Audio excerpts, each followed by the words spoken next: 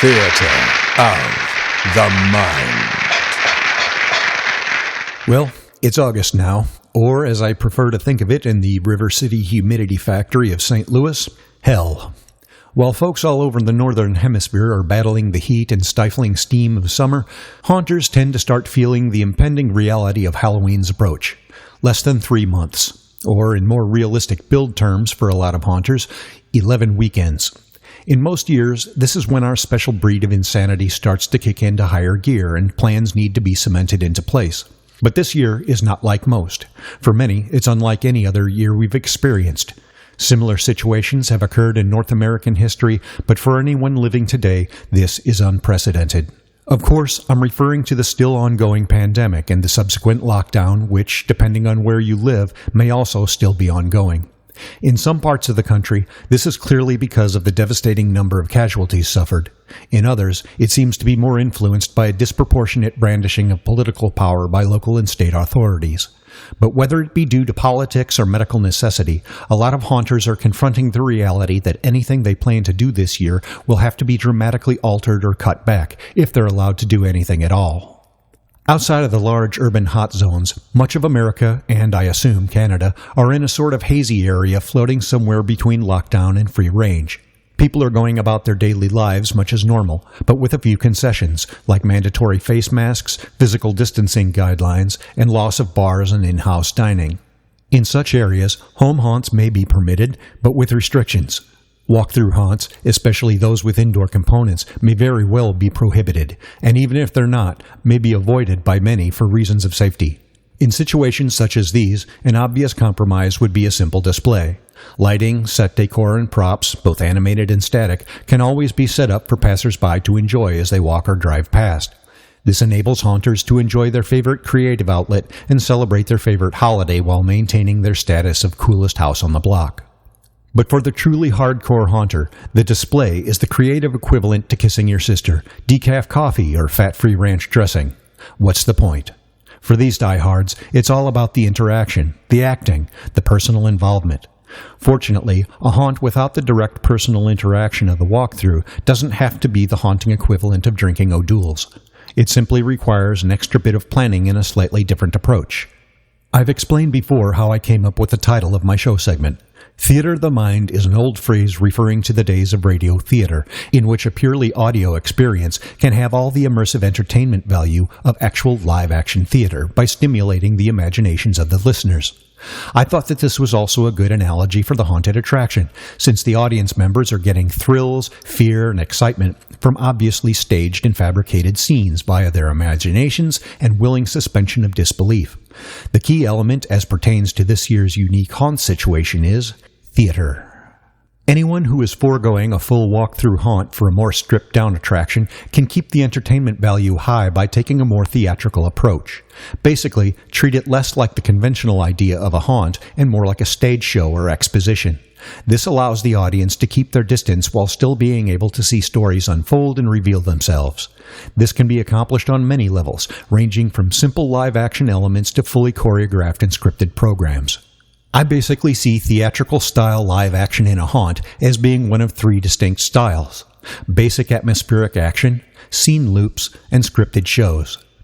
Basic atmospheric action is something you see a lot of in most haunts containing live actors. This is mostly what I've done for the past several years. Just be present and move about the haunt in a manner consistent with your character. For me, in my Grave Guardian/Grim Reaper persona, I simply lurked and loomed about the graveyard and through the haunt as a faceless, foreboding, shadowy presence. It added an atmospheric, sinister presence that didn't necessarily require any direct interaction with the hauntgoers. Another example could be a gravedigger or hunchback hauling a body somewhere, or the ever-popular zombie lurching aimlessly about. One haunt I remember from a video several years ago had a Nosferatu vampire periodically coming out onto the long balcony on the house's upper story, holding his hands over his ears, shaking his head and trying to shoo the crowd away. It was funny and effective, this crotchety old vampire having his rest disturbed by all the noise and activity and basically telling everyone to get the hell off his lawn. These simple atmospheric actions add a lot to a display and keep it from just being an art installation that people look at for a minute or two and then move on. It keeps things moving and makes it more of a live show. Moving up a notch in complexity is what I think of as scene loops. These are essentially little micro skits, maybe a minute or two at most in length, consisting of a particular scene. It could be an attack scene, like a hiker with a flashlight nervously moving through the set, being stalked, run down, and attacked by a werewolf. A wizard or witch doctor could raise a zombie from the grave, which then follows him off the set. A zombie could approach the audience, but before it reaches them, Negan comes up from behind and clocks it over the head with his bat and then saunters off whistling. A witch could summon a small demon which climbs out of her cauldron and scampers off. You get the idea. Lighting, hidden entrances and exits, and various special effects can be set up and troubleshot ahead of time so that these actions can be repeated multiple times during show night. Ideally, several different loops can be rehearsed and performed every few minutes to avoid becoming obviously repetitive and give the audience several different little shows to watch. This really adds layers to the complexity and personality of the haunt and provides the audience with plenty of stories to relate the next day. The height of production in an exposition-style haunt is the scripted and choreographed show. These are perhaps best personified by many of the large home haunts in Southern California around LA and Hollywood.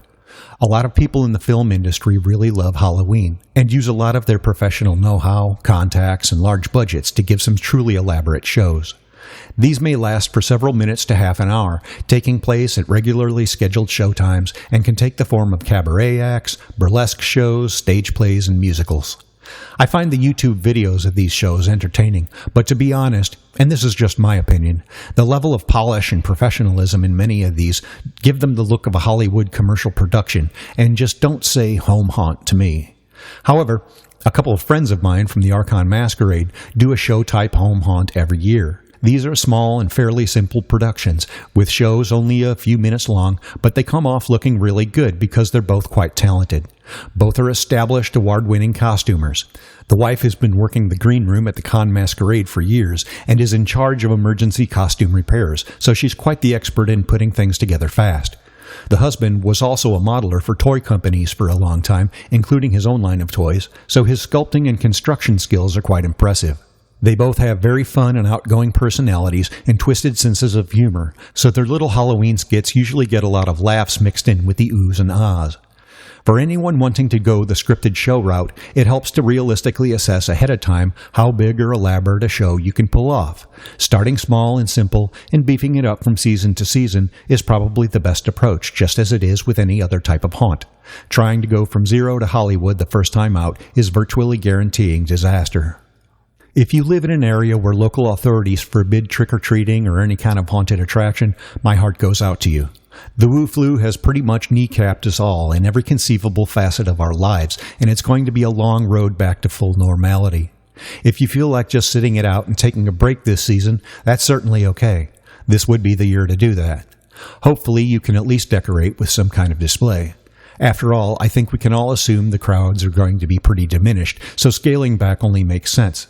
But if you're able to put on a haunt, albeit one with some limitations, there's no reason for it to be less entertaining. Punch up what you have with an extra dose of theatricality. Get in touch with your inner Ed Sullivan or Broadway director and put a little vaudevillian into your villains. Not only will this year's show benefit, it may inject a little new life into your haunting for years to come. After all, the show must go on. Break a leg, and in the true spirit of the theater, always remember to leave a ghost light burning. Epilogue. This was the most difficult part of the segment to write, but I felt it just needed to be said. When I got word of the loss of Robert Santos from our extended haunt family, the news hit me like a load of bricks. For several years, I helped out Rob and Stacy with their vendor setup at Transworld. When I was able, I'd help them set up and take down their display, and occasionally make local runs for copies or food or supplies. It was hectic and oftentimes stressful, but I looked forward to seeing them every year. When the pressure of the setup was over and the trade show was underway, Rob was always cheerful and happy to greet the friends he only got to see once a year. His twisted sense of humor and demeanor of friendliness and gratitude made him one of my favorite people to talk to at the show. Transworld just isn't going to be the same without him. The nature of his passing hit me in a very personal way. I don't have a family of my own, just a couple of older siblings. 2 years ago, I had 2 strokes, and I walked away from them with little more than a mild speech impediment and a slight degradation of my already crappy handwriting. Robert had 1, and it took him, leaving a grieving family behind. It doesn't seem fair. You're never too old to rock and roll, but in a truly just universe, Rob was just too young to die. But justice and fairness are artificial man-made concepts that don't actually exist in the natural world. Life comes at you hard, often from unexpected directions, and leaves you with little more than the need to accept it, move forward, and carry on. My love and prayers go out to Stacy and the families. While I only saw Rob a handful of times, I consider it a privilege to have known him as a friend. Rest in peace, Rob. You will be missed. From the Theater of the Mind, I'm Revenant, and you're listening to Hauntcast. I'm going now. Heaven help you. Please like and follow the podcast. Stalk us on Instagram, Facebook, and YouTube. Links in the description. And help us by sharing Hauntcast with all your haunted Halloween brethren. Until next time, stay scary.